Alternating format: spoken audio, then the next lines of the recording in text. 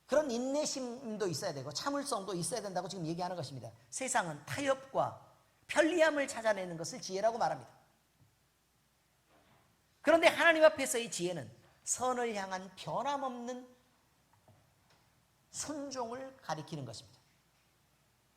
이제 말씀에 적용을 하겠습니다. 악한 것에 미련해지자라는 것이죠. 바울은 로마 교회의 성도들에게 악한데 미련하기를 원하노라 라고 말합니다. 여기서 미련하다는 말은요, 어리석다라는 말을 뜻하는 것이 아니라요, 악에 대해서 알지 못하고 싶어 한다는 태도. 뭔 말인지 알아듣겠어요? 이게 알지 못하고 싶어 한다. 이게 무슨 말이냐면, 자, 악함이 있단 말이에요. 악함이 있어요. 그러면 궁금해가지고 이 악의 실체에 대해서 내가 정확하게 파악해가지고 거기에 대해서 내가 요걸 내가 적절하게 대처를 해야 되겠다. 이런 식의 생각을 지혜라고 말하지 않는다 그 말이에요. 악한 것을 보면 흥미도 없어. 또 악한 것을 보면 어떤 생각이 드는 거냐면 내가 이것을 그다지 알고 싶지도 않아. 나는 여기에 대해서 지혜가 없어도 괜찮아. 그러니까 이거는 그냥 아예 그냥 나는 알고 싶지도 않고 알지 못해도 못하기를 난 바래 라고 얘기하는 그런 마음을 가져야 된다는 것입니다. 그래서 악에 대한, 죄에 대한 무지함을 선택하는 것을 지혜라고 얘기한다 그 말이에요. 세상을 다 경험해보고 나서 내가 경험해놓고 봤더니 죄더라. 그래서 나중에 회개하면 되지. 그런 게 아니라 그쪽으로 빠지지 않는 것을 지혜라라고 얘기하고, 그리고 그렇게 더럽혀지지 않는 것을 순결이라라고 얘기합니다. 오늘날 우리는요, 교인이라도 세상의 물정을 좀 알아야 된다는 말을 자주 듣습니다. 교인이라도 세상 물정을 알아야 된다. 또 목사들에게도 세상을 좀 알아야지 뭘 설교를 좀 하지, 이런 얘기를 하는 사람들이 많이 있습니다. 그런데요, 저는 그렇게 생각하지 않습니다. 성경도 그렇게 말하고 있지 않습니다. 세상에 대해서는 모르는 게 좋다. 그리고 그 문화들은 아예 너에게 접근도 하지 못하게 허용하지 말아라 라고 얘기합니다. 악을 가까이 하지 말아라. 그리고 무관심해야 된다. 관심을 두지 말아야 된다 라고 얘기한다 그 말이에요. 롯이 누구죠? 아브라함의 조카 롯이요, 그 소돔 앞에 들판 안에 초지가 이렇게 있어가지고 그쪽으로 이렇게 자기 양떼들 데리고 이렇게 아브라함과 분리돼서 그쪽으로 갔습니다. 그죠? 그랬는데 롯이 자꾸 성에서 막 이렇게 막 소리도 막 들리고 놀고 막 이렇게 왔다 갔다 막 사람들 소리가 들리고 그러니까 나는 관심도 없어. 관심도 없었다고, 이게 하나도. 그죠? 이렇게 관심도 전혀 이렇게 없다 보니까 어떻게 됐어요? 좀 더 관심도 없어가지고 이렇게 조금씩 다가가다가 어떻게 됐냐면 성문 가까이 가게 됐어요. 성문 가까이 가게 됐다 그 말이에요. 멸망의 성읍 성문 가까이 가게 됐어요. 그리고 나서 이렇게 성문 가까이 갔는데 성문 안쪽이 있거든. 그래서 별 관심이 없이 이렇게 관심 없이 이렇게 봤단 말이에요. 이렇게 그러다가 어떻게 됐어요? 성 안으로, 궁금하잖아. 가까이 가가지고 결국 성 안으로 들어가게 됐어요. 그래서 거기 살게 됐어요. 지혜롭습니까?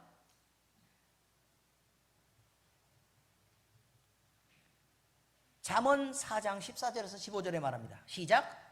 사악한 자의 길에 들어가지 말며 악인의 길로 다니지 말지어다. 그의 길을 피하고 지나가지 말며 돌이켜 떠나갈지어다. 만나서 싸워서 이기라고 안 그래요, 여러분. 만나서 덤벼가지고 싸워가지고 꼭 너는 악을 이겨야 된다라고 이게 비장한 각오를 갖고 나는 죄와 악을 한번 만나봐야지. 그래가지고 반드시 성도로서 이 거룩함을 갖고 한번 가서 이겨봐야지 라고 얘기한다 그 말이에요. 그리고 나서 죄 속으로 들어가고 악 속으로 이렇게 들어가고 나니까 막 이상하게 막 그렇게 간지러워. 이상하게 달콤해. 그래가지고 막 싸울 마음이 막 점점 조금씩 사라져서 막 이게 그렇게 나쁜 건 아니네 이렇게 생각하게 된다. 그냥 그렇다는 것입니다. 그렇다는 거예요. 제가 그래봤다는 게 아니고 그렇다는 것입니다. 죄에 대해서 여러분 너무 큰 관심을 갖거나 많이 알고 싶어 하지 마시기 바랍니다.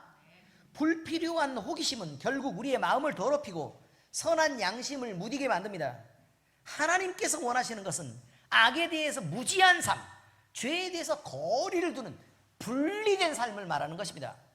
분리된 삶, 그것을 알고 지키는 것이 진짜 지혜입니다. 우리는 세상에서 바보처럼 보여도 괜찮습니다. 죄에 익숙해지지 않고 음란과 거짓, 탐욕을 민감하게 느껴서 피해야 됩니다. 뭐 민감하게 느끼려고 그러면 뭔가 만져봐야 돼. 아니 그게 아니고 그냥 이렇게 그냥 막 싫고 두려워가지고 이렇게 미리 막 이렇게 피해야 된다, 그런 말이에요. 세상의 어둠은 알지 못해도 괜찮습니다. 오직 하나님 보시기에 깨끗한 자로 사는 것, 그것이 복된 길이라 그 말이에요. 악에 대해서 미련함은 신자의 연약함이 아닙니다. 하나님의 뜻 안에서 보호받는 능력입니다. 우리의 지혜는 악을 피하는 데 있고 죄를 미워하는 데 있습니다. 악을 피하고 죄를 미워하는 게 지혜라 그 말이에요. 세상은 교묘함을 칭찬하지만 하나님은 미련할 정도로 바르고 순전한 자, 죄에 대해서 거리를 두는 자를 기뻐하신다는 것을 잊지 마시기 바랍니다. 오늘 우리는 악에 대해 얼마나 민감하게 느끼고 거부하는 거부 반응을 보이고 있습니까? 혹시 세상이 그렇다고 해서 죄와 악을 당연하게 받아들이며 사는 것은 아닙니까? 바울은 말합니다. 악한데 미련하기를 원하노라. 이 말은 악에 대한 단호한 회피를 말하며 죄와 거리를 두라고 하는 분명한 결단을 요구하는 말씀입니다. 이 결단이 바로 하나님 보시기에 참된 지혜라는 말씀입니다. 세상은 우리가 느끼지도 못할 만큼 빠르게 돌아갑니다. 능숙합니다. 계산도 빠르고 자기 이익을 잘 챙깁니다. 그리고 그런 사람을 지혜롭다고 말합니다. 그래가지고요, 어디 나쁜 일에 투자하더라도 큰 돈을 벌었으면 와 대박 부러워 막 이렇게 얘기한다 그 말이에요.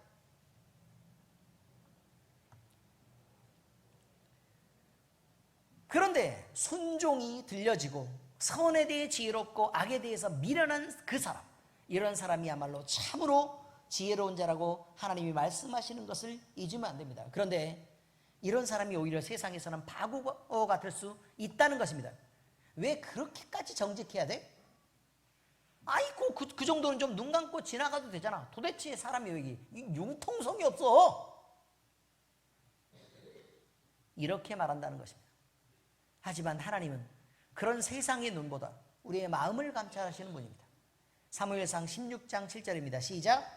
여호와께서 사무엘에게 이르시되 그의 용모와 키를 보지 말라. 내가 이미 그를 버렸노라. 내가 보는 것은 사람과 같이 아니하니 사람은 외모를 보거니와 나 여호와는 중심을 보느니라 하시더라. 사람 만나러 갈 때는 화장도 하고 이쁜 옷을 입으시기 바랍니다. 아시겠죠? 그렇지만 주님을 생각할 때는 마음을 단정히 하시고 거룩하고 깨끗해지시기 바랍니다. 사람에게는 어리석어 보일지 몰라도 하나님이 보실 때는 그것이 복된 삶의 길이기 때문입니다. 하나님의 자녀는 선과 악을 세상이라는 기준에 맞추지 않습니다. 그 기준은 오직 하나님의 말씀이 되어야 되고, 그리고 그 판단의 중심은 하나님이 그것을 원하시느냐 원하지 않느냐가 되어야 된다는 것입니다. 세상이 뭐라고 하든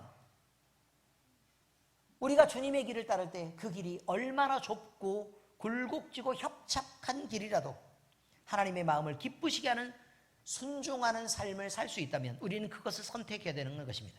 그것이 바로 미련한 것 같으나 지혜로운 처신입니다.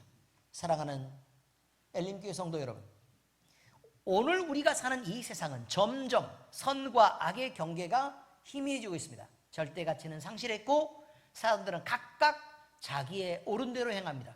왕이 없이 살았던 사사기와 똑같은 상황, 오히려 그보다도 더 사람이 우선시되는 그런 세상에서 우리는 살고 있습니다. 그러나 주님의 사람, 그리스도인은 더욱더 분명해져야 됩니다. 무엇에 대해서요? 선을 분별할 줄 아는 지혜에 대해서, 또 악에 무지하고자 하는 용기에 대해, 그리고 하나님의 말씀 앞에 기꺼이 순종하는 담대함에 대해, 이 세 가지를 마음에 새기며 오늘도 말씀을 따라 살아가기를 바랍니다. 다시 확인합니다. 첫 번째는 뭐라고요? 선을 분별할 줄 아는 지혜. 선한 것을 분별해라 그 말이에요. 두 번째, 악에 대해서 무지하고자 하는 용기. 선한 것은 분별할 줄 알아서 선택해야 하고, 악에 대해서는 무지해도 괜찮다라고 생각하는, 그것을 선택하는 용기. 그리고 마지막으로 세 번째는요, 하나님의 말씀 앞에 기꺼이 순종하는 담대한 용기가 필요하다는 것입니다. 세상이 알아주지 않아도 괜찮습니다. 하나님은 오늘도 여러분의 순종을 들으시고 선한 데 지혜롭고 악한 데 미련하는 자들을 통해 주님의 나라를 이뤄 가시는 것입니다. 그것이 능력이고 그것이 영원한 가치가 있는 지혜로운 자들의 삶이 되겠습니다. 기도하겠습니다. 하나님 아버지, 우리는 주님의 말씀을 대합니다.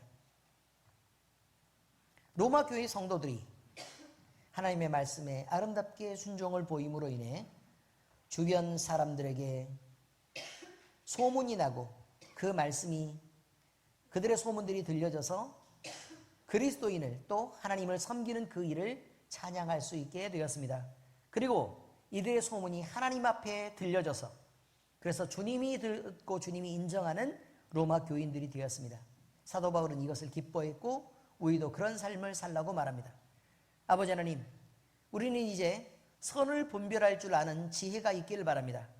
악에 대해서 무지하고자 하는 용기를 갖기를 바랍니다. 그리고 하나님의 말씀 앞에 기꺼이 순종하는 담대함을 갖기를 바랍니다. 아버지 하나님, 이 세 가지를 우리가 늘 마음에 새기며 오늘 우리의 행실의 기본을 삼을 수 있도록 주여 우리를 이끄시고 우리에게 절제할 용기를 허락하여 주시옵소서. 세상이 알아주지 않아도, 세상이 우리를 인정해 주지 않아도, 세상이 칭찬하지 않아도 우리는 주님의 말씀을 듣고 하나님 기쁘시게 하는 선한 삶을 살아갈 수 있도록 아버지 하나님 우리를 인도하여 주옵소서. 살아계신 우리 주님 예수 그리스도의 이름으로 감사하며 기도합니다. 아멘.